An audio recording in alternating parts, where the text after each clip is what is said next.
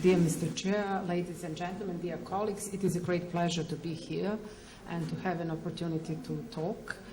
Today, I would like to greet you on behalf of the Faculty of Pharmacy, University of Belgrade, Department for Social Pharmacy and Pharmaceutical Legislation, and on behalf of my colleague, Andrijana Milošević-Georgiev. She is at the moment lecturing and is unable to be with us. I would like to say that at the Department of Social Pharmacy, we have researchers who are particularly interested in healthcare ethics and ethical problems concerning pharmacy practice, and those are affiliated with the Center for Bioethics Studies at University of Belgrade. And in that sense, we would like to thank Professor Vojin Rakić and the organizers of this international conference for the chance and invitation to present some of our results. And the topics that I am going to touch and talk today is concerning ethics committees or healthcare ethics committees. And when we talk about enhancement, I would like to present some of the results concerning functioning and structural ability of ethics committee, and how can we and what it is that we could do to enhance their work in order to make better healthcare system and the quality of healthcare that we present. And in the first part of this talk, I will present some of the results from the literature and from data, published data, and in the second part of the presentation, I will present some empirical data from our study. And this presentation, I will focus on two positions and two arguments: how ethics committee could help the clinicians with moral dilemmas in clinical practice and research as well, and how members of the ethics committee could address problems of concerns to patients. And when we talk about ethical committees, we must say that in the past 30 or even 50 years in America, there are two types of ethics committee, and ethics committee dominant in healthcare institutions. And these are research ethics committees and healthcare ethics committees. And you see that research ethics committees focus on review of medical research involving human subject, not just clinical studies. It could be epidemiological or social science studies. It could be studies with biological materials when the identity of donor could be established. And healthcare ethics committee are more focusing on moral issues concerning healthcare practice and dilemmas that may occur during the delivery of care to the patients. And now in some countries we have a distinction between those two types of ethics committees at healthcare institutions.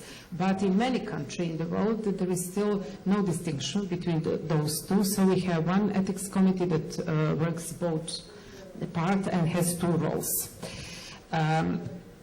We shall argue that consistency for organizational and functioning structure of ethics committees are very difficult to follow, both globally and regionally. For example, if you take European Union, where the entire system of clinical trial assessment is almost uniform, the organization and functioning of ethics committees varies widely.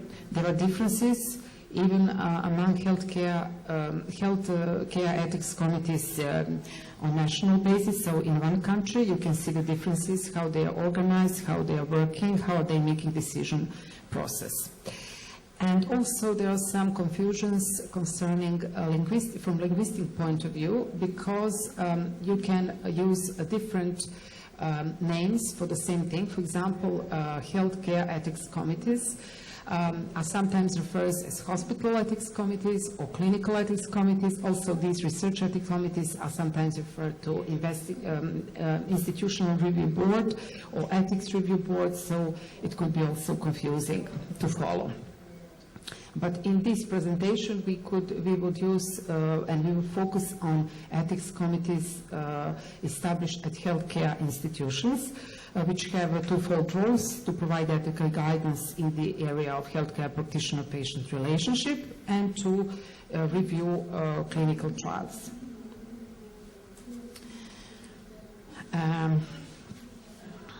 And also these ethics committee that we were interested about are operated under regulatory system, and they have, as I said, two responsibilities. And there you can see that we identified some answers, or answers that should be answers to some questions, or questions that should be asked concerning the adequacy of ethics review system in different regions, especially in developing world, in developing countries, because there's a lot of publication concerning ethics committee in developed world, but in developing world, not that many. And quality, consistency, and capacity of ethics review still remain unknown, as I said, especially in countries in transition, as it is our country. And of course, we identified inadequate diversity of membership and imbalance in membership in favor of institutional members, which is unaffiliated members of the community or lay representation. And the organizational structure and management, as well as decision-making process, are investigated in some countries, so there are published results. For example, in the neighboring country, Croatia, we identify several papers concerning ethics committees and institutional review boards, and they have a longer practice of ethics committee than we have in Serbia. And I would now go through these aims of my presentation, that will be focused on 4 questions. How ethics committee operate according to their structural and membership capacity. If the establishment and work of ethics committee needed to be improved, how we can do it. In what ways the ethics committee can be useful to clinicians and patients, to doctors and patients, and I will present some empirical data.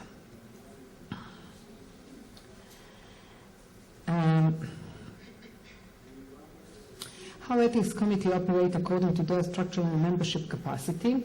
There we see that ethics committee can serve many useful functions. So, and usually by the law, they are defined as a body that could educate healthcare practitioners, but also educate patients. They can resolve some clinical problems that involve ethical issues. They can provide policy and ethical guidelines development for protecting human dignity, especially vulnerable subjects, for example, and they can facilitate the development of an ethics culture among healthcare professionals. And also nowadays it is in the focus when we talk about ethics committee, clinical ethics consultation or ethics consultation that ethics committee should do.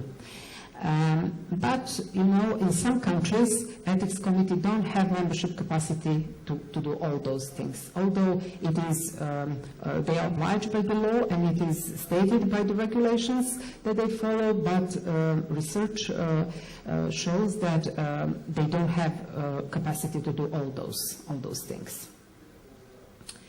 If the establishment and work of ethics committee needed to be improved, certainly yes, and some of the challenges that we identified from the literature and from the data, some of the challenges that we need to take into account would be minimal legal membership requirements in terms of numbers, inadequate diversity of membership, imbalance in membership in favor of institutional members versus unaffiliated members of the community or lay representation. For example, we don't have an ethics committee enough people who are not affiliated with the healthcare institutions. Another bias would be that the director of the ethics committee or the chief of the ethics committee is usually someone who is affiliated with the healthcare institutions. And in countries in transitions, it is rarely that ethics committee involve patients' representatives. So if it is someone who is not affiliated member, or it is someone who is not a scientific member, it is usually a lawyer, not a patient representative, ethicist, or whatever, philosopher.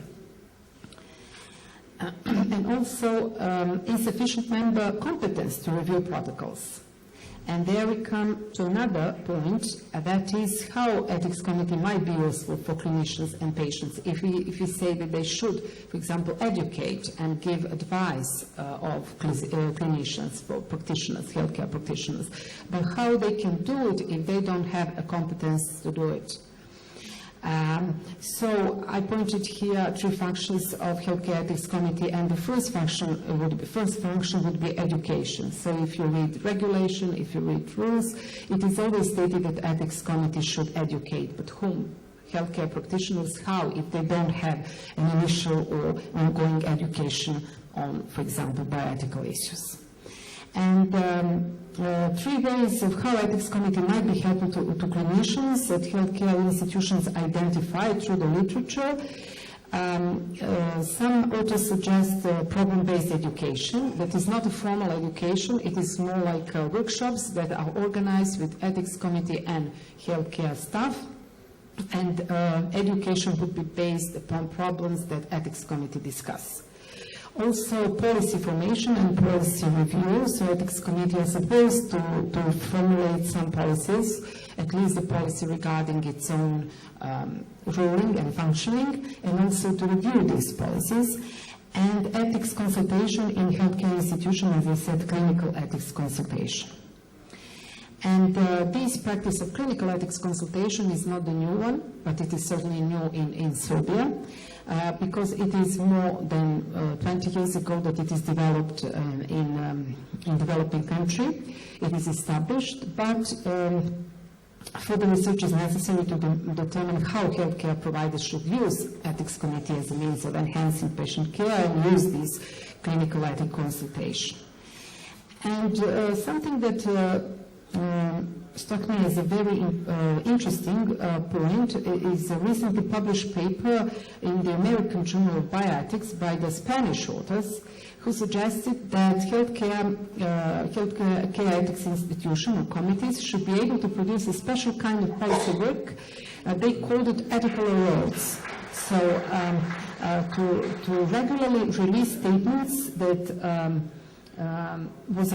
could be a brief statements issued to all professionals in the institution, resulting from the evidence of real need, and providing a short explanation of a current issue that may be of general interest. For example, the abstract of a recently published article that need to be commented, news item of more significant comments over the practical implications. So this is something practical, and in this paper they argue how it would be possible to do as a part of an ethics committee.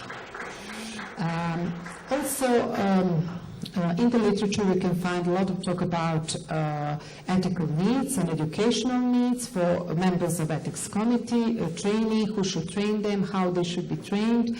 Would it be just pre-enrollment training or some periodical training as a member of the ethics committee? And also there are calls for ethics education for members of healthcare ethics committees. But the question is who should benefit from that education, because there are also some evidence that there are not much benefit of education provided to members of the ethics committee. So no differences between the committees that work with education and without it.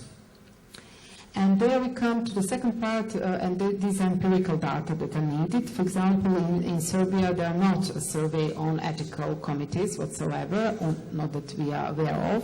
And we decided to conduct a pilot study on pharmacy as healthcare institutions. We chose first pharmacy as a pilot study, not because we are pharmacists, but because there are much less pharmacies as healthcare institutions than other healthcare institutions as hospital, clinics, etc. And we want to see how ethics committee function, what are their structure, how they proceed, what it is that they are struggling about, what are the challenges they're meeting. And I would just say that ethics committee in Serbia started in the 1990s. There was the first ethics committee affiliated with a clinical and especially clinics that provided abortion.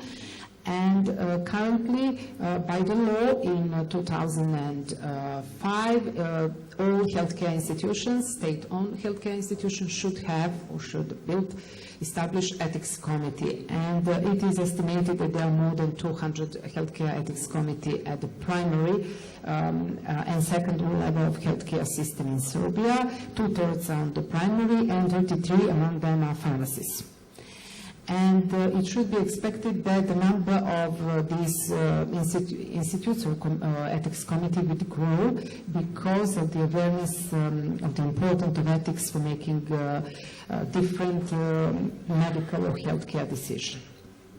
And by the law, it is the ethics committee are not defined in detail. It is defined that healthcare institutions should have, and that at least one member should not be affiliated with a healthcare institution and should be a lawyer from the community. And only those healthcare institutions that are conducting clinical research are supposed to have at least 2 members of physician of medical profession as members. And healthcare ethics committees in Serbia combine the function of institutional review boards and healthcare ethics committee, as I said at the beginning, because we don't have a distinction between research and clinical practice. So one body, one committee have both roles in our country. We conducted a small email survey. It was a cross-sectional survey design, and we conducted in 51.43% of the public pharmacies. Those are pharmacies that are state-owned. We didn't include privately owned pharmacies because the majority of them are not healthcare institutions. They are privately owned, and they work as private institutions, so they are not obliged by the law to have ethics committee. Response rate was, to our great surprise, very big, very good, more than 82%. 2 institutions that didn't have ethics committee, and you see that median length of ethics committee existence was more than 52 months, so all of these committees were established just after the passing the Healthcare Act and law. Okay, I'll go briefly. You see that number of members, usually it is majority has 3 members, and majority of the members category by occupation, they are pharmacists and unaffiliated lawyers, so usually lawyers from the community that are establishing a pharmacy, or affiliated lawyer as well. Director or expert council of healthcare institutions elect or usually nominate members of the ethics committee, and ethics committee usually have president and a secretary. Secretary, no, you see, many of them don't have a secretary, so we have difficulty to reach the president or the chief of the ethics committee and the vice president. Speaking about standard operating procedures and statute for those ethics committee, some of them have, majority has that. And what types of ethical problems ethics committee usually consider? For example, almost 40% answered or didn't answer anything, so they are not functioning, in fact. And usually it is conflict between patients and healthcare workers, in a small amount clinical research and other issues. And the functions of ethics committee would be approval protocols to clinical trials, 10%, providing training to staff of ethical issues, 21%, analyzing and solving cases where ethical problems occurred, solving patient complaints, more than 10%. And also almost 50%, almost half of them didn't answer anything to that question. And what could be conclusion from this empirical study? This is a pilot study. We concluded that it gave us a small picture, but in order to get a clear picture of the ethics committee composition, functioning, and everyday work, we need to do this research in more detail. I didn't talk about methodology. I can explain if somebody is interested, but we intend to use improved instrument, questionnaire, and to rebuild it, to redesign it, and to get more detailed picture about how ethics committees function in pharmacy and also at hospital and other healthcare institutions in our country. And I would conclude that to be useful to clinicians and patients, ethics committee need to have a clear sense of purpose and a clear sense of how best to achieve the purpose, because I think that our committees sometimes don't know exactly what are their purposes and what are their functions. And the authors recommend that future research should include empirical study regarding process of ethics review, member composition, training of members, and workload of those ethics committees. And also this investigation should be followed up by a study with a qualitative design, because I think that quantitative and qualitative design is needed to get the whole picture. I would thank you for your attention, and if you have any questions. My question is related to the problem of relationship between ethics committees at universities and ethics committees in the healthcare organizations. So will you please comment that do we need some top-level ethics committee who will decide something, or we should reorganize the whole network of ethics committees in the country? Probably this is the best model. Well, thank you. Especially, I thank you for the question, because it's coming from the professor who is very engaged in ethics committees in our society, in our healthcare and academia institutions. I think that we should have two separate ethics committee. Academia should have research ethics committees, and healthcare institutions should have healthcare ethics committees. But the coordination between them must be established.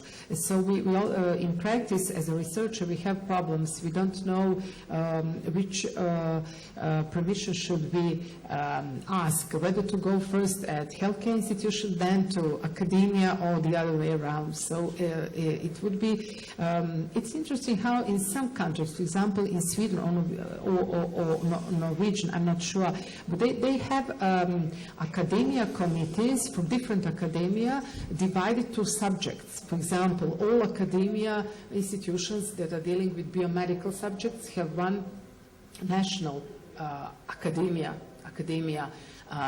committee. And also for healthcare institutions could be something similar done to connect healthcare institutions. For example, healthcare institutions are usually a base for some education of the future healthcare practitioner, for medical students and so on. So there should be some connection that they could in some cases work together, or just if you get permission from one ethics committee, that you should not need to get a permission from all ethics committee at healthcare institutions that you are actually doing your research. I think it would be more effective in that way. Students, what is to be good bioethics? So, be yourself. Be yourself. Yeah. Okay, thank you. Yeah. More questions?